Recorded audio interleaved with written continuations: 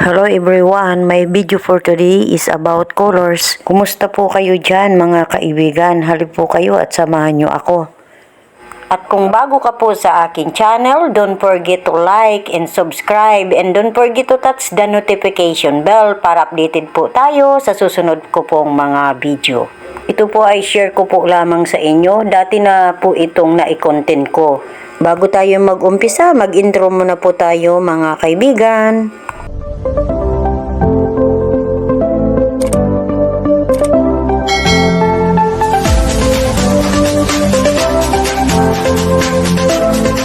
Bawat kulay ay may ibig sabihin.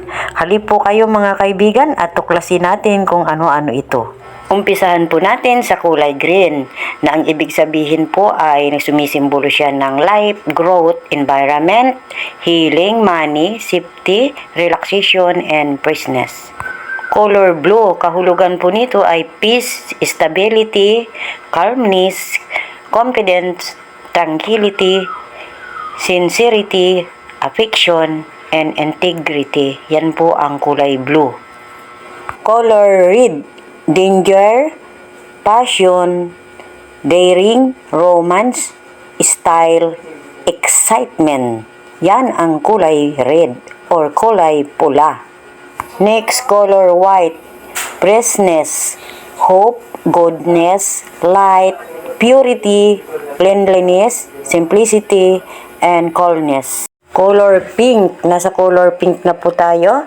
Romance, compassion, peacefulness, beauty, love, friendship, and sensitivity.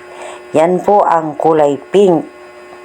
Color violet po or purple, royalty, luxury, dignity, wisdom, spirituality, passion, vision, and magic. Color yellow, kulay dilaw, joy, cheerfulness, friendliness, intellect, energy, warmth, caution, and cowardice.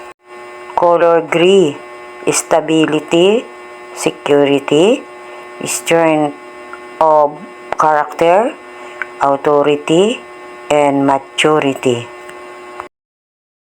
Ito po ay nabasa ko lamang po, isinishare ko po lamang sa inyo. Sabi dito, ang kulay may kaugnayan ba sa ating buhay? Ang kulay, yun po ang sa tanong. Yes, may kaugnayan po ito sa ating buhay, ayon po sa aking nabasa. Ang buhay ay kahalintulad sa mga kulay dahil ito ay simbolo rin ng tao kung ano siya at sino siya sa mundo. Ayon sa aking nabasa, kaya maaari nating sabihin na may kulay ang isang tao. Hindi natin batid na naipapakita na natin kung sino tayo.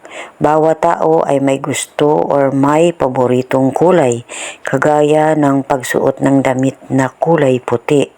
Nangangahulugan na ang isang tao ay mabuti at may malinis na puso. Kahit ang mga artist, ipinapinta din nila ang mga kulay ayon sa kanilang saloobin. Ang kulay ay makulay sa ating mga buhay. Ayon po ito sa aking nabasa. Kagaya ng kulay berde, ito ay nangangahulugan ng pag-unlad. Asul ang ibig sabihin ay tapat at marangal. Ang pula naman ay malakas, masigla at determinado.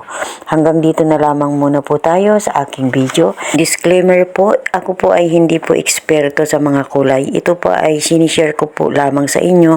Ito po ay nabasa ko lamang po. Maraming salamat po sa pangunawa. God bless us all po. See you next my video. God bless us all po. Salamat.